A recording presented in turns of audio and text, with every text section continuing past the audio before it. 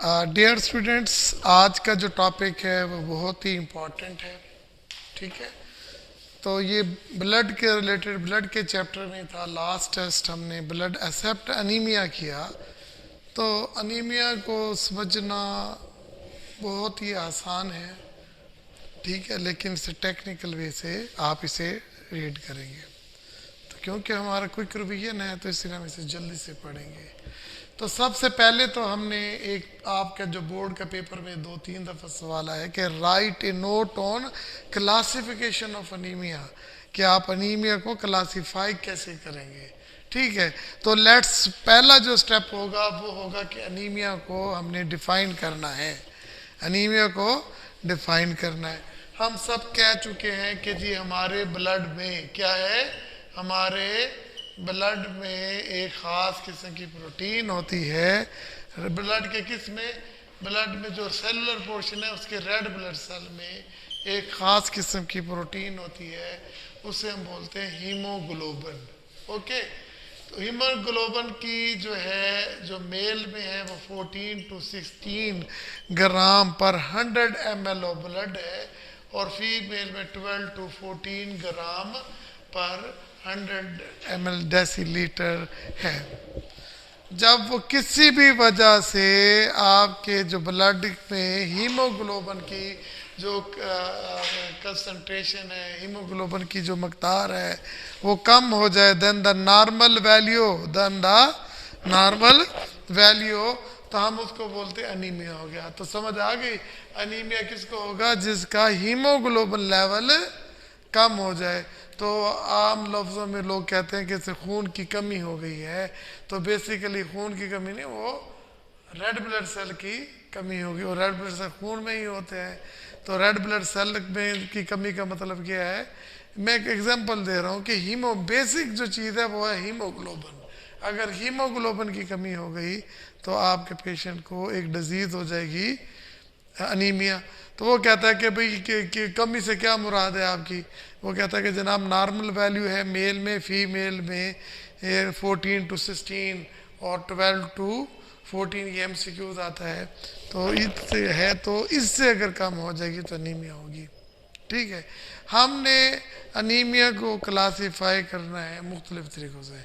हम देखें अनीमिया को डिफ़ाइन करते हैं क्लासिफिकेशन बेस्ड, कि 3 में से एक रीज़न हो सकती है, कोई एक से ज़्यादा भी हो सकती हैं।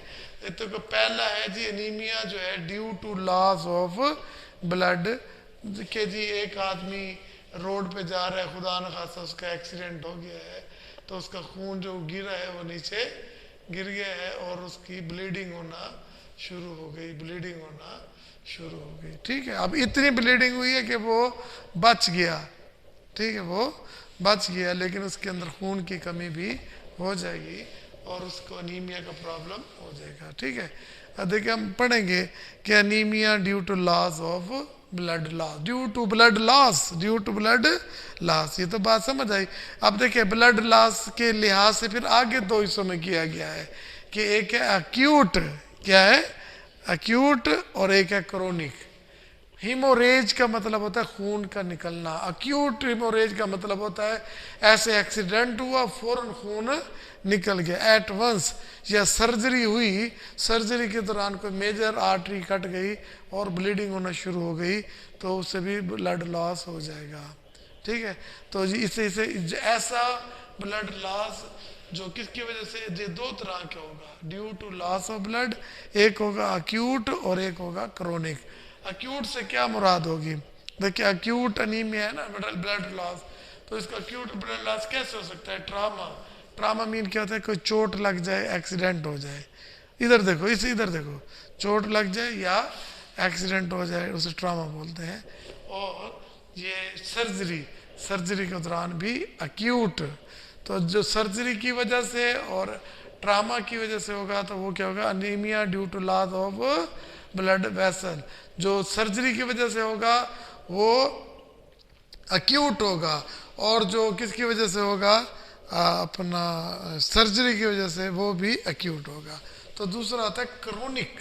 मसलन एक आदमी को ऐसे अल्सर है, क्या है, अल्सर है, और एक आदमी को पाइल्स है।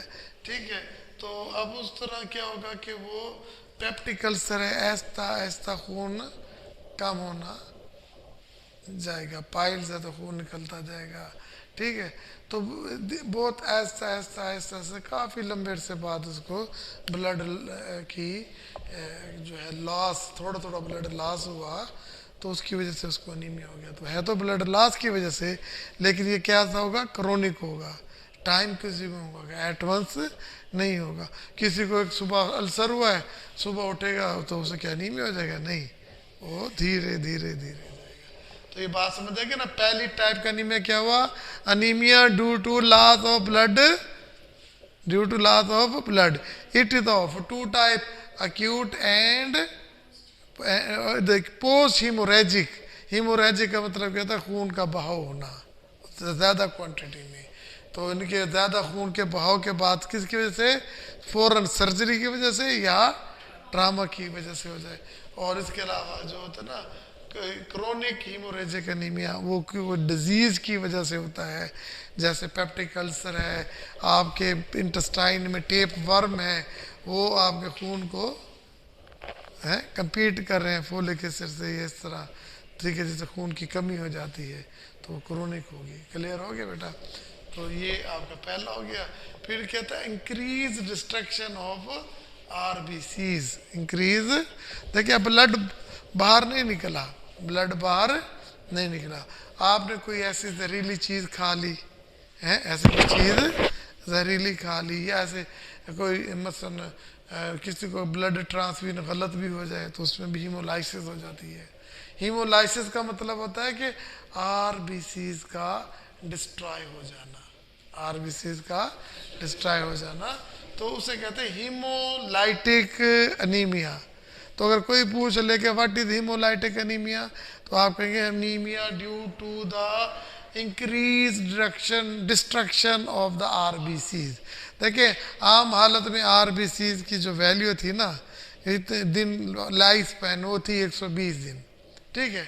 अब किसी वजह से वो 120 दिन से पहले उसके अंदर डिस्ट्रक्शन होना शुरू हो गई, तो उसके अंदर क्या कहेंगे कि ये increase destruction of RBCs, haemolytic anaemia. Haemolytic, haemo mean देखिए लाइसिस, हीमोलाइसिस हो जाएगी। ओके, समझ आ गई ना। फिर एक और वजह भी हो सकती है, देखिए हीमोलाइसिस के आरबीसीज जो है ना वो उनकी हीमोलाइसिस हो गई, ठीक है। अब ना आपके ये बोन मैरो है, ये क्या है, बोन मैरो, ये रेड बोन मैरो जो होती है ना, रेड बोन मैरो, इस तरह हड्डी के ऊपर एंड होता है ना, ये इस तरह हड्डी ऐसे, ये यहाँ पे रेड बोन मैरो होती है, ठीक है ना। तो ये आरबीसीज बनाते हैं। किसी वजह से इन्होंने अपना काम छोड़ दिया, ठीक है। जब ये अपना काम छोड़ देंगे तो क्या हो जाएगा, आरबीसीज बनना कम हो जाएंगे। जब आरबीसीज बनना कम हो जाएंगे तो क्या होगा, हीमोग्लोबिन भी कम हो जाएगी। जब हीमोग्लोबिन कम हो जाएगी तो अनीमिया भी हो जाएगा। तो इसे कहते हैं इम्पेयर्ड रेड, कहते हैं मेरे काम में आप इम्पेयर्ड मत करें, ठीक है। अब रेड ब्लड सेल प्रोडक्शन हो रही थी तो उसे इम्पेयर्ड कर दिया, तो इम्पेयर्ड रेड में देखिए पहला हुआ due to the blood loss, दूसरा हुआ इंक्रीज डिस्ट्रक्शन ऑफ आरबीज, तीसरा हुआ impaired red blood cell production में, रेड सेल ब्लड प्रोडक्शन में। तो अब देखिए उसमें रेड ब्लड प्रोडक्शन में क्या आती है, डिस्टर्बेंस ऑफ द प्रोलिफिकेशन। देखिए एक होता है स्टेम सेल, क्या होता है, स्टेम सेल। मतलब जैसे एक मिट्टी है, कुम्हार इससे गिलास भी बना लेता है, इससे प्लेट भी बना लेता है, इससे जग भी बना लेता है, ठीक है ना। तो उसकी मर्जी है, जो मर्जी बनाए, लेकिन अगर उसके पास ये मिट्टी ना हो तो क्या बन सकेगी। तो इसी तरह स्टेम सेल्स होते हैं, क्या होते हैं, स्टेम सेल। इससे आरबीसीज भी बन सकती हैं, इससे डब्ल्यूबीसीज भी बन सकते हैं, इससे प्लेटलेट्स भी बन सकते हैं। तो ये प्रोलिफिकेट होते हैं, कहते हैं प्रोलिफिकेशन, नंबर को बढ़ाना, फिर डिफ्रेंशिएट हो जाना, किस में, रेड ब्लड सेल में, वाइट ब्लड सेल में, और हाँ। तो अगर इसकी ही इम्पेयरमेंट हो जाए तो प्रोलिफिकेशन ना हो तो क्या आरबीसीज बनेंगे। जब आरबीसीज नहीं बनेंगे तो हीमोग्लोबिन भी नहीं बनेगी, हीमोग्लोबिन की कमी हो जाएगी और क्या हो जाएगा तो इसे कहते हैं इस टिश्यू ने काम करना छोड़ दिया। जब टिश्यू कोई काम करना छोड़ दे तो उसे कहते हैं प्लासिया है। तो इसमें देखिए देखिए ये proliferation and differentiation of the stem cell. तो पहली एग्जांपल क्या हुई, ए ब्लास्टिक अनीमिया। ए ब्लास्टिक अनीमिया हो जाएगा कि anaemia due to the aplasia, due to the aplasia of the stem cell of the के स्टेम सेल ने काम करना छोड़ दिया। तो इस ऐसे अनीमिया को जिसमें बोन मैरो अपना काम करना छोड़ दे तो हम उससे क्या कहते हैं, ए प्लास्टिक अनीमिया। फिर दूसरा होता है कि रेड ब्लड सेल ए प्लासिया। और फिर तीसरा होता है रीनल फेलवर में भी हो जाता है। और चौथा होता है एंडोक्राइनल हार्मोन्स की डिस्टर्बेंस की वजह से भी अनीमिया हो जाता है। तो इस तरह से जो अनीमिया होगा तो वो क्या होगा, anaemia due to the disturbance of the proliferation of stem cell. ठीक है, स्टेम सेल कहते हैं हड्डियाँ खून नहीं बना रही, ठीक है, तो उसमें ये कुछ हो जाता है। ठीक है, ये तीसरा हो गया। पहला क्या पढ़ा, अनीमिया ड्यू टू लॉस। फिर क्या था, anaemia due to increase destruction of. देखिए कॉन्टिन्यूस लाइफ में आपके नए बन भी रहे हैं और टूट भी रहे हैं, नॉर्मल है ना। लेकिन कुछ ऐसा हो जाए कि उनकी टूटने की रफ्तार तेज़ हो जाए तो फिर अनीमिया होगा। फिर impaired cell red blood cell production. अब दो तरह के होता है कि रेड ब्लड सेल में पूरा स्टेम सेल ही ना बने हैं। और फिर दूसरा कहते हैं प्रोलिफिकेशन और सिर्फ आरबीसीज जो है वो प्रोलिफाई ना करे, अपनी तादाद को ना बढ़ाए। बाकी स्टेम सेल सही काम कर रहे थे लेकिन आरबीसी सही तरह नहीं बन रहे थे। ओके, और आरबीसी सही तरह क्यों नहीं बन रहे थे, उसके पास आयरन नहीं था, उसके पास प्रोटीन नहीं थी। ठीक है, तो उससे फिर क्या बन गया, डिफेक्टिव डीएनए सिंथेसिस। ठीक है ना, फोलिक एसिड B12 ये नहीं बनते। फिर डिफेक्टिव HB सिंथेसिस। तीन चीज़ें हैं जो जिसकी वजह से ना आरबीसी नहीं बनती। एक नंबर 1 क्या है बेटा, डिफेक्टिव डीएनए। फिर दूसरा क्या है, डिफेक्टिव HB। और फिर क्या है, एबनॉर्मल शेप ऑफ आरबीसी। के आरबीसी बनते हैं लेकिन उनकी शक्ल इतनी एबनॉर्मल होती है कि वो काम ही नहीं कर सकते। उसका काम क्या होता है, ऑक्सीजन को कैरी करना, कार्बन डाइऑक्साइड को लेकर जाना। जब वो काम ही नहीं करेगा तो आपके किस काम का होगा। तो ये भी एनीमिया होता है। तो यहाँ पर भी एग्जाम्पल दी गई हैं। देखिए यहाँ पर डिफेक्टिव डीएनए है तो परनीशियस अनीमिया है। फोलिक एसिड, विटामिन सी इनकी कमी की जो वजह से होता है वो क्या होता है, डिफेक्टिव डीएनए नहीं बनेगा। B12 की वजह से नहीं बनेगा। फिर डिफेक्टिव हीमोग्लोबिन। अब हीमोग्लोबिन के दो पोर्शन होते हैं। हीमोग्लोबिन के हाँ, इसमें 4% क्या होता है, हिम, और 96% होता है ग्लोबिन है, ग्लोबिन। ठीक है ना। हिम में क्या होता है, आयरन। अगर आयरन नहीं होगा हिम नहीं बनेगा। तो अब ये आरबीसी किसकी डिफेक्ट की वजह से है, हिम की वजह से। और वो किसकी वजह, हिम क्यों नहीं बना, आयरन की वजह से। तो आयरन डेफिशिएंसी अनीमिया। तो एक ये भी तरीका होता है, आयरन डेफिशिएंसी अनीमिया। ओके, अच्छा फिर इसके बाद जो है एक और भी होगा जिसमें हिम तो ठीक होगा, ग्लोबिन, हीमोग्लोबिन जो है, ग्लोबिन प्रोटीन है, ये क्या होगी, एब नॉर्मल होगी। तो अब इसमें क्या होगा, थैलेसीमिया। क्या होगा, थैलेसीमिया। मेरे बच्चे समझ आ गए ना कि जब आरबीसी की बात करेंगे तो उसमें फिर ये दो बात करेंगे, डिफेक्टिव डीएनए और डिफेक्टिव HB फॉर्मेशन और अपना एबनॉर्मल फॉर्म ऑफ आरबीसी इसके HB। ओके, क्लियर हो गया। तो ये देखिए सारा हमने पढ़ लिया कि अनीमिया है। अनीमिया के ड्यू टू द लॉस, जो लॉस हो तो उसकी सब दो ब्रांचें एक्यूट और क्रोनिक बनाएंगे। फिर दूसरा बनाएगा इंक्रीज डिस्ट्रक्शन ऑफ, तो ये एक ही एग्जांपल है, हीमोलाइटिक एनीमिया। फिर क्या है, due to the impairment of the RBC production. Impairment दो तरह की होगी, तो एक तो स्टेम सेल की इम्पेयरमेंट है और दूसरी इम्पेयरमेंट किसकी है, प्रोडक्शन में। ठीक है ना। तो प्रोलिफिकेशन ऑफ आरबीसी है। ओके, प्रोडक्शन तो हो गई है, प्रोलिफिकेशन और मैच्योरेशन नहीं हो रही। ठीक है, जब प्रोलिफिकेशन और डिफरेंशिएट ऑफ स्टेम सेल, तो उसमें क्या आता है, ए प्लास्टिक एनीमिया। फिर क्या आता है, red blood cell aplasia anaemia. फिर क्या होता है, ड्यू टू एंडोक्राइन एबनॉर्मेलिटीज और due to the renal failure, due to the renal failure. तो रीनल किडनी का भी बड़ा रोल होता है आपके जिस्म में ना, किसको बनाने में, एरिथ्रोसाइट बनाने के लिए।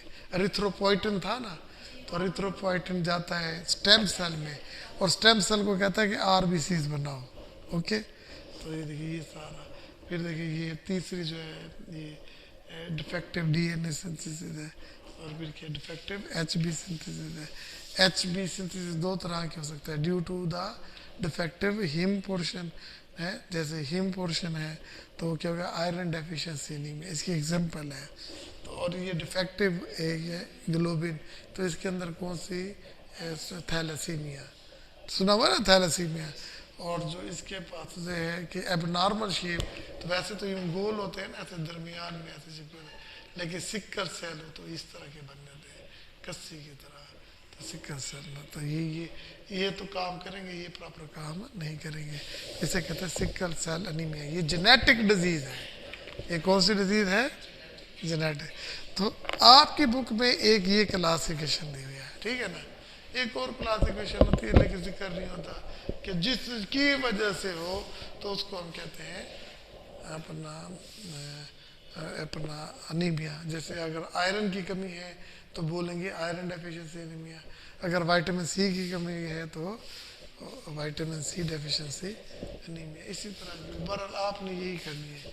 आपके पास ये 2 दफ़ा आपके बोर्ड में पेपर में सवाल आ चुका है, तो यहाँ पे एग्जाम्पल पूछेगा कि प्लास्टिक एनीमिया किसकी एग्जाम्पल है, तो आप कहेंगे प्लास्टिक एनीमिया किसकी एग्जाम्पल है, तो ए प्लास्टिक एनीमिया जो है वो द स्टेम सेल की वजह से है, ठीक है ना। और आयरन डेफिशिएंसी एनीमिया में कौन सी है, प्रोलिफिकेशन ऑफ आरबीसी। तो डिफेक्टिव डीएनए किसकी वजह से होता है, फोलिक एसिड, विटामिन B12 इसमें इन्वॉल्व होता है। और एचबी सिंथेसिस में 2 प्रोटीन और हीमो पोर्शन आयरन। अगर आयरन की कमी से है तो आयरन डेफिशिएंसी एनीमिया, और अगर प्रोटीन का तो थैलेसीमिया है। और इसी तरह अगर एबनॉर्मल है तो सिकल सेल एनीमिया है, ठीक है जी। ये क्लासिफिकेशन हो गई। अच्छा जी, हम थोड़ा सा ना एक जनरल व्यू देखते हैं कि सपोज करें कि मैं एक डॉक्टर हूँ, मेरे पास एक जो है पेशेंट अनीमिया का एक पेशेंट आता है। सबसे पहले वो कहता है कि डॉक्टर साहब मुझे बहुत कमज़ोरी महसूस होती है, मेरे मसल जो है ना बहुत वीक है, मैं थोड़ा सा चलता हूँ तो मुझे सांस चढ़ जाती है, और बाज़ औक़ात तो मेरे दिल की धड़कन इतनी तेज़ हो जाती है कि मैं परेशान हो जाता हूँ, और बाज़ औक़ात तो मेरी छाती में भी दर्द होने लगता है, और मेरे हाथ ऐसे पीले हो जाते हैं, ऐसे येलोइश हो जाते हैं, मेरी आंखें ऐसे बेरौनक हो जाती हैं, कलरलेस हो जाती हैं, येलोइश हो जाती हैं। तो और इस तरह की वो बातें कहता है, मुझे हर वक्त चक्कर भी आना शुरू हो जाते हैं, पसीने आते हैं, जिस्म में दर्द होता है, इंसोम्निया की कंडीशन होती है, हर वक्त मैं थक मैं सो कर भी उठता हूँ तो मुझे थकावट रहती है, ठीक है, थोड़ा सा चलता हूँ तो सांस चढ़ जाती है। तो डॉक्टर फ़ौरन आप देखेंगे उसकी आंखों को चेक करेगा, फिर उसके नाखूनों को चेक करेगा, फिर उसकी हथेली को चेक करेगा, फिर उसे कहेगा बेटा आपको खून की कमी है। किसकी कमी है, खून की कमी है। तो फिर क्या कहेगा कि जी आप ना हर चीज़ खाओ, कीमा खाओ, गोश्त खाओ, ज़्यादा खाओ, ठीक है तुम ठीक हो जाओगे, चले मैं तुम्हें ये एक गोली भी लिख के दे रहा हूँ। तो मोस्टली वो क्या लिख के देता है, आयरन लिखता है, वो आयरन के साथ फोलिक एसिड होता है, आयरन के साथ B12 होता है, विटामिन सी होता है, कम्बिनेशन फी फॉलबिट दे देगा, इस तरह के टेबलेट दे देगा। और अगर देखेगा कि फिर वो एक टेस्ट लिख के दे देता है कि भी ये अभी ये चीज़ें खाएं और ये टेस्ट कल लेकर आ जाए।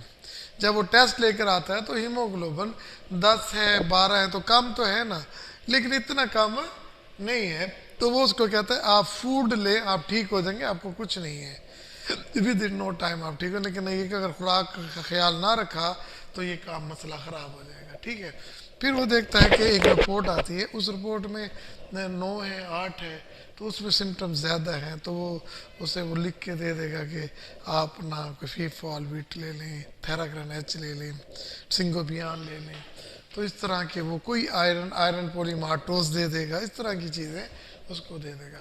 और अगर वो देखता है कि 7 है कि बिल्कुल सीवियर अनीमिया हो चुका है, तो इस कंडीशन में उसे कहेगा कि जी आप ये कोई आयरन डेक्सट्रिन के इन्फ्यूजन लगाए, वो डेंजरस भी होते हैं, और या कोई विनोफर टाइप इंजेक्शन लगवाए, ठीक है। तो उससे क्या होगा, उसका अनीमिया ख़त्म होगा, हीमोग्लोबिन लेवल बढ़ जाएगा। ओके, अगर 5 लेस देन 5 है तो वो कहेगा कि जी फ़ौरन इसको ब्लड लगाएं, एक पिट लगा दे, एक बोतल 2 बोतल से ब्लड की लगा दे, ताकि उसका हीमोग्लोबिन लेवल बढ़ जाए। जब तक उसके हीमोग्लोबिन लेवल नहीं बढ़ेगा उसके सिम्टम्स ये आएंगी। अब ज़रूरी नहीं होता कि एक आम हर पेशेंट अनीमिया के पेशेंट में सिम्टम्स मौजूद होंगे, ये इसके एक्सटेंस से उसकी डिपेंड करता है कि वो किस स्टेज पे है, और वो टेस्ट बताएगा जो हमने हीमोग्लोबिन का टेस्ट, ये आपका एक प्रैक्टिकल भी है कि determine the value of haemoglobin by Sahli method. Okay, तो देखिए सबसे पहले हम उसकी आंखों को चेक करेंगे। मैंने आंखें देखा भैया, वो क्या होंगी, येलो होंगी। उसके स्किन को देखा, स्किन उसकी पेल होगी, कलरलेस होगी, और बाज़ औक़ात येलो भी होगी उसकी। ये 3 सिम्टम नज़र आएंगे, ऐसे धुले होंगे, कलरलेस होगी स्किन, ठीक है। उसके मुकाबले में फिर अगर मैं कहता हूँ ना रेस्पिरेशन क्या होगी, मैंने क्या कहा शॉर्टनिंग ऑफ ब्रीथ होगी। मसलन अगर नॉर्मल हालत में मैं 14 टाइम्स रेस्पिरेशन करता हूँ तो वो 20 टाइम्स कर रहा है, छोटी छोटी रेस्पिरेशन करेगा, तो इससे उसे शॉर्टनेस ऑफ ब्रीथ होगी। तो मैं उससे वो कहेगा कि मेरे मस्कल पे क्या होगा, मसल पे वीकनेस होगी। इंटेस्टाइन में होगा ना, उसका स्टूल का कलर चेंज हो जाएगा, स्टूल का कलर चेंज हो जाएगा, पल्पी हो जाएगा। और जो सेंटरनेस में क्या, उससे डिजीनेस होगी, फटीग होगी। ये तो मुझे पेशेंट ने पहले बताया था ना कि जी डॉक्टर साहब मुझे चक्कर भी आते हैं, मैं थक जाता हूँ, हैं। फिर उसका क्या होता है, ब्लड प्रेशर लो हो जाएगा, डॉक्टर फ़ौरन उसका ब्लड प्रेशर चेक करता है। नॉर्मल ब्लड प्रेशर वैल्यू कितनी थी, 120/80, ऊपर वाला सिस्टोलिक, नीचे वाला डायस्टोलिक होता है। तो उसको ये देखता है कि जी वो 100/60 आया खड़ा है, तो वो कहेगा बेली जा कुछ कर भाई, ठीक है ना। तो ब्लड प्रेशर उसका कम हो जाएगा। और अगर हार्ट देखे तो उसकी जो पल्स चेक करेगा, पल्स की तादाद ज़्यादा होगी, नंबर ऑफ पल्स ज़्यादा होगी, पल्पिटेशन होगी, रैपिड उसकी, जब एक पल्स एक हार्ट बीट के तहत होते, जब इस पे पल्पिटेशन होगी तो उसका रैपिड हार्ट बीट रेट होगा, तो उसे चेस्ट पेन भी हो जाएगा, और उसे इंजाइना भी फील हो सकता है। इंजाइना में स्टर्ना में होता है, बर्फ ये पड़ेंगे हम, और स्प्लीन जो होते हैं ऐसे पेशेंट की इनलार्ज हो जाती है। तो थैलासीमिया के पेशेंट में जो कॉम्प्लिकेशन आती है ना एट लास्ट, वो ये होता है कि उनकी जो स्प्लीन होती है वो इतनी इनलार्ज हो जाती है कि उसको ज़िंदा रखने के लिए भी उसको काटना पड़ता है, ठीक है ना। तो ये हमारे पास सिम्टम्स हैं मुख्तलिफ अनीमिया के। तो आप इस तरह याद करेंगे तो जल्दी होंगे, अदरवाइज ये नहीं होंगे। तो वो आपसे कोई MCQ पूछ सकता है कि ड्यूरिंग अनीमिया स्प्लीन इनलार्ज हो जाती है, स्मॉल हो जाती है, नो इफेक्ट होता है, और नन कुछ में, या ऑल। तो आप फ़ौरन कहेंगे कि नहीं इनलार्जमेंट का मतलब क्या होता है, बड़ा हो जाना, ठीक है ना। ऐसे कह सकता है कि following are the symptom of the anaemia accept